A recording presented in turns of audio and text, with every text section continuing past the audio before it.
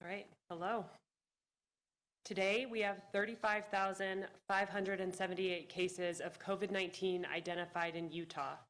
Our 7-day rolling average is 627 new cases per day. Last week we were at 619 cases per day. We have tested over 480,000 Utahns for COVID-19, and our 7-day rolling percent positivity is 9.5%. This is a decrease from last week when we were at 10.4%. And our number of tested remains stable from day to day. We do have 10 new deaths to report today. All were hospitalized, residents of a long-term care facility, or had significant underlying medical conditions at the time of death. And more details were sent out about each one of those deaths in our email to the press. Our total deaths due to COVID-19 will only increase by 9 on our public dashboard today, and that's because one death was removed to undergo further investigation by our medical examiner to determine if COVID-19 actually caused the death in that individual. We've seen some really positive trends in our data over the past week. Even though our cases are still high, our hospitalization rate has been decreasing. We've seen only a 2% increase in our active hospitalizations in the past 14 days compared to the previous 2 weeks. And our overall hospitalization rate is now at 6%. We're also seeing evidence of a plateau followed by a decrease in the total statewide cases every day. And this started around July 10th.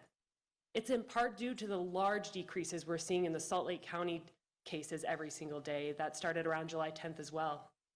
So we need to continue to push to get our case counts lower, and we know how to do this.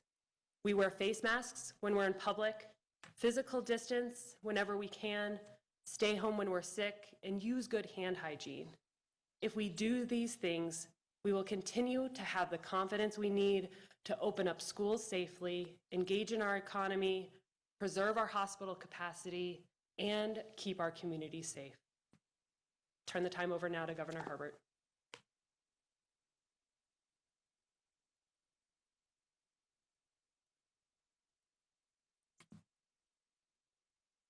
Thank you, Dr. Dunn, and welcome everybody. Again, we're honored to have you here, and those who are watching at home, we wish you the very best, particularly as we're heading into this holiday weekend, the 24th of July.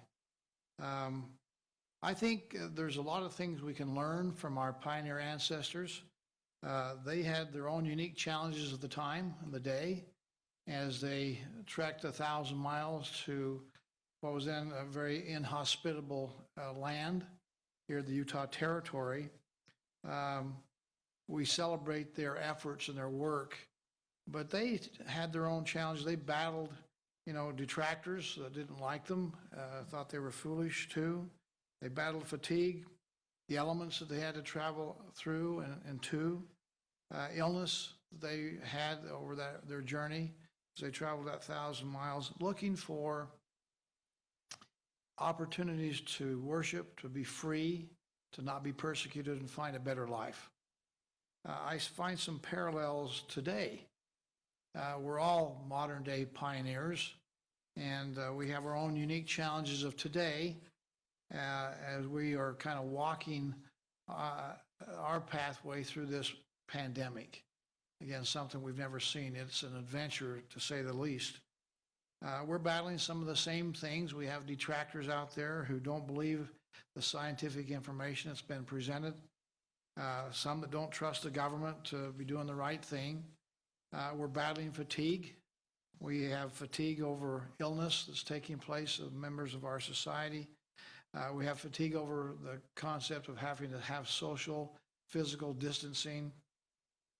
Fatigue over the political haranguing that takes place on both sides of the aisle, unfortunately.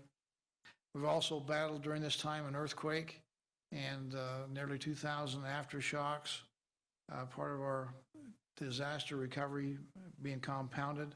We've had wildfires. We still have about 10 or so in the state right now. That's led to some evacuations, loss of property, the challenges that come. And of course, we're battling overall this COVID-19 pandemic and the economic free fall that that's caused in our state and throughout our country and throughout the world. So to say that 2020 is a challenging year is probably the understatement of the day. And it's probably something that we'll be talking about for years to come for many reasons. Our children, grandchildren are going to be asking about it. What was it like during the great pandemic of 2020? But instead, as we look to our pioneers again, instead of them giving up to despair and pointing fingers, and placing blame, the early pioneers really did come together. They knew it was better for them to work together, roll up their sleeves, take on the challenge of the day, and find the common good.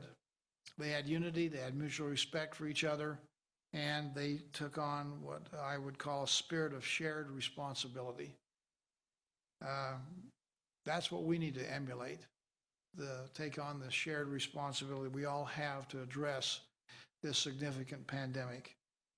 And we can throw our hands up in despair. It's always frustrating. I get frustrated probably every day.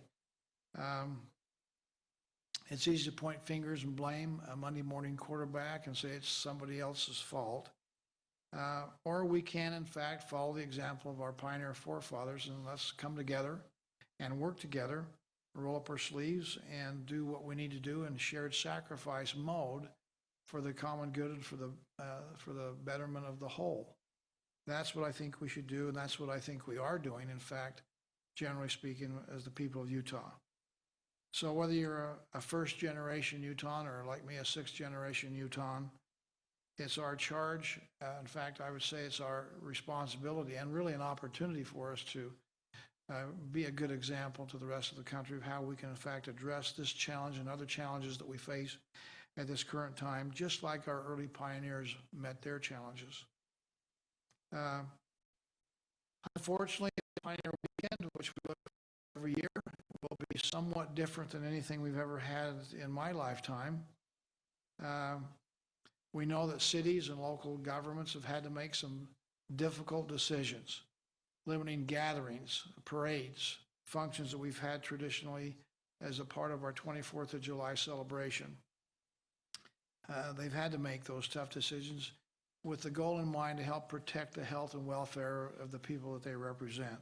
We applaud their efforts and appreciate the fact they're having to make some tough decisions.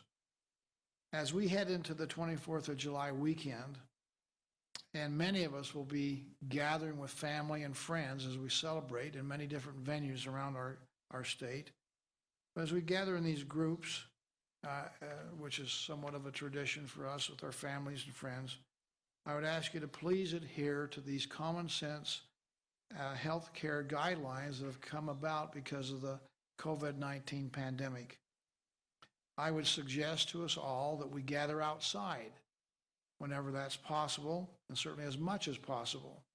We find that as the coronavirus is much less likely to spread if we're in an outdoor setting.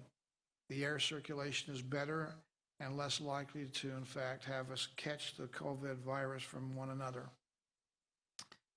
The science is telling us that differently than what we thought in the very beginning, 4 months ago, we're finding that people do spread the coronavirus even though they don't have any symptoms. They don't feel sick. And so physical distancing is still very important, something we're not used to doing, but standing 6 feet away from each other helps us to stop and slow the spread of the coronavirus, and something that, again, is not our habit, but something that we need to do, particularly as we find now that people that have no symptoms, don't feel sick, actually have the virus load and can spread that to others. If you can't keep your distance, if you go inside, for example, where physical distancing is not possible, then please wear a mask. It's okay, obviously, to take off your mask when you eat, drink, but you ought to have social distancing take place there, the 6 feet apart as you're able. And when you're done eating, you ought to put your mask back on. This weekend, when I'm going to be with my family, I can tell you I will be wearing my mask. I think that's showing respect for my family and members, my loved ones, and that makes them feel more comfortable too. And all of us should be doing it. I'll just make this plea again. When you can't physically distance from others, it's imperative that you wear a mask. I would encourage people to, in fact, read, and I know this is in the press here, the recent BYU study, which when it was compiled, the professors there, the data analysts had looked at over 115 different scientific studies on COVID-19. Here's what they found. Cloth masks can stop 90% of more of the dispersal of droplets carrying the virus. 90%. Masks are highly safe to wear with only some minor and uncommon side effects. Not perfect, but by golly, it's not as unsafe as we hear from many out there. In fact, it's virtually not a problem for any of us to wear the mask. Public masking has been proven safe among children, adults, and the elderly in cultures where this practice has long been utilized and has become common. Masks could be one of the most powerful and cost-effective tools to stop the COVID-19 and its spread and accelerate our economic recovery. They go hand in hand. So we know it is, in fact, right now, the most cost-effective way to slow down the spread of the coronavirus. Let me just add, though, that masking alone will not, in fact, stop the pandemic. Masking is the most effective when it's accompanied with social distancing, working in tandem together, making sure that we have that 6 foot of distance. Frequent hand washing. Again, we need to wash our hands, sing happy birthday twice or 20 seconds, and make sure that we have good hand hygiene, as you heard Dr. Dunn talk about. Testing, we need to do, and we're going to emphasize over the next couple of weeks, testing and the ability to have people tested and get those reports and testing results back in a more timely fashion. And certainly that'll allow us to do the last step, which is coordinated contact tracing, which again will help us isolate those who have the coronavirus and stop the spread. That's something that's critically important for us to move ahead with today. I believe the science is virtually unanimous. It's very clear that wearing a mask will help keep people who have the virus but aren't showing the symptoms from spreading it to others. So again, counsel to all of us, be wise and wear a mask and social distance and wash your hands. I'll also mention, not only we're hearing more and more from the scientific community, but as we have people in our community, our different groups that are starting to weigh in on this. We've had the medical community has been at the very forefront on this. They've been pretty well united in this effort. Our hospital association, again, we're concerned about making sure we control this pandemic so we do not overwhelm the hospitals and our medical systems. But they're at the forefront saying we should wear a mask. We also have our business community, our chambers of commerce weighing in, saying that we want to make sure that we're safe so that we can, in fact, stay open. They don't want us to have some kind of a surge that causes us to roll back the economy from a yellow condition to an orange condition to put on more restrictions. They would much prefer us all to together wear face covering. We've also seen the faith-based organizations in our state unite in their efforts to tell their followers, please wear a mask when at all possible. If you can't social distance, wear your mask. They're united in that effort. And I appreciate the fact now that we see the last couple of weeks that the administration in Washington, D.C., the president and the vice president both now advocating for the use of masks. They've been a little slower maybe to come along, but they're there now. And they're saying to all of us, we should follow their example and wear a mask when we cannot social distance. I think that's kind of what we've developed here as we've learned more about this coronavirus over these last 4 months. The science is now coming to the fore. We're learning more, understanding more. And again, part of being a good citizen, being a good neighbor, if you love your neighbor, let's see what we can do to protect them from catching the virus, and so wear the mask as a good citizen. I know it can sometimes be hard. It's not part of our culture in the past, like some other countries around the world. It's hard to be the one lone example of wearing a mask. That's sometimes difficult. But we do it because we love our family and friends, and we also recognize that that's going to help us get on top of this pandemic. I should emphasize too, everybody in the scientific community says that this is only going to be a temporary situation. but it will help us make it a shorter duration of time before we get to our full open of our economy throughout the country. It's certainly going to help us until we get a vaccine and a therapeutic medicine to help us with this pandemic. I think that's around the corner. I think should be very encouraged by some of the news reports that come out here in the last few days of clinical trials, and where the medical community is thinking that we're on the verge of having some breakthroughs on a vaccine that will help inoculate us against the COVID-19 virus. I appreciate Dr. Miller last week from the University of Utah encouraging us to wear masks. And he used a good phrase that I think we all should use. And he said, until there's a proven vaccine or some other therapeutic medicine provided for us, the masks are our medicine for this pandemic. So let's wear the mask. With that, again, we're concerned about some of the rise of the pandemic and the surges in infections in some of our communities of color. They have a higher incident of that taking place. So we'll have the opportunity to hear from Jake Batisi Manu, who's a West Valley City Councilman. He's the chair of the Utah Pacific Islander Health Coalition and is a member of our multicultural subcommittee of the Utah Coronavirus Task Force. And he's going to talk to us about this disproportionate and unique effect that happens on certainly the Pacific Islander community, and give us some counsel what we can do and what they can do, particularly to help curb the spread of this virus. So, Councilman Fitzy Manu, Jake.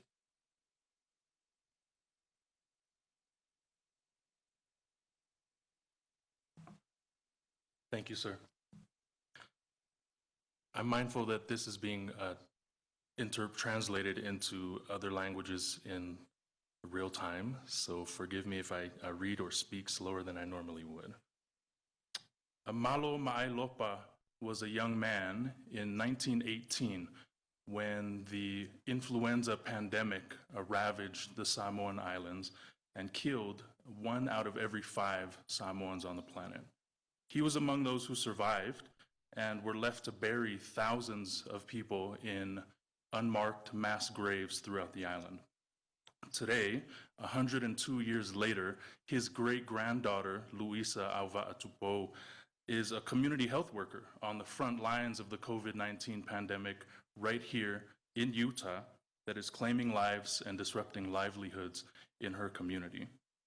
Bilingual, trusted by community, and trained in evidence-based public health, Luisa and her colleagues are uniquely poised to address this pandemic in our community in ways that government agencies or healthcare systems may not be able to. Luisa embodies the ingenuity and the resilience of generations of survivors like her great-grandfather. And those are traits that she shares today with tens of thousands of Pacific Islanders that call Utah home.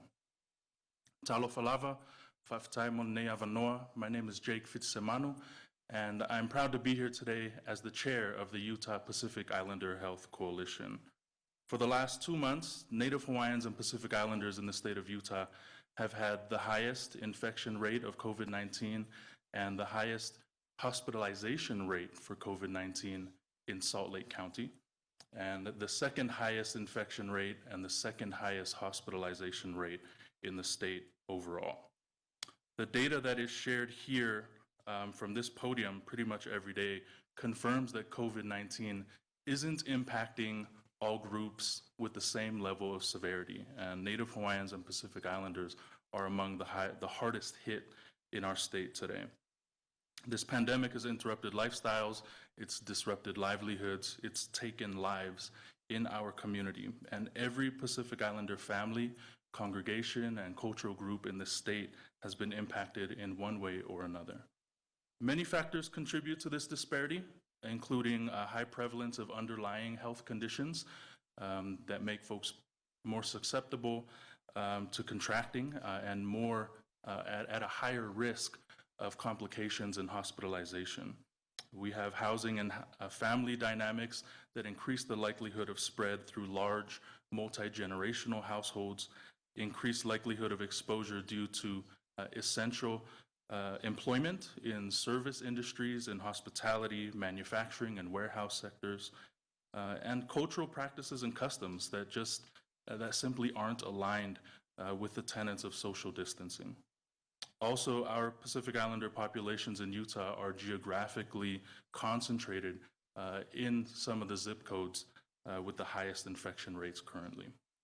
For these reasons and others, our Pacific Islander community is at much greater risk of contracting COVID-19, at a greater risk of being hospitalized, and possibly succumbing to COVID-19. On behalf of over 47,000 Native Hawaiians and Pacific Islanders in the state of Utah today, we are asking our friends and neighbors to work with us throughout the state to help us stop the spread of COVID-19. We echo the calls of our cultural elders, of our family chiefs, of religious leaders and public health officers and civic officials in strongly emphasizing the need for physical distancing, for wearing face coverings in public, for good hygiene practices. The Utah Pacific Islander Health Coalition was formed 10 years ago as a resource hub for health promotion for Pacific Islander families and all of our neighbors. We have a dedicated team of trained community health workers and an extensive network of community partners with capacities to serve and help in Samoan, Tongan, Marshallese, and other Pacific Islander languages. This is not the first time our community has overcome adversity.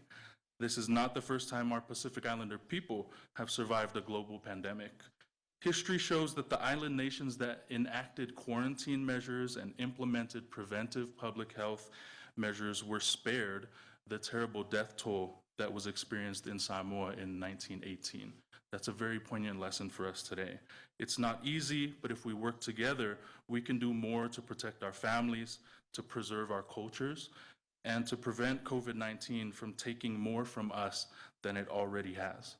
We stand in solidarity with all agencies, organizations, and advocates who have the interest of Utah's people at heart. For information on prevention, testing, and other resources, please contact us at upihc.org. That's the acronym for Utah Pacific Islander Health Coalition. You can find us on Facebook and or call 385-202-3679. I'm sure that contact information will be shared with the press as well. Again, this issue is real. It's taken a while for some in our community and at large to come to that realization, but it's not too late. This is the time to be stronger in our resolve and to do all that we can to protect our families, our neighbors, and our communities. Thank you very much.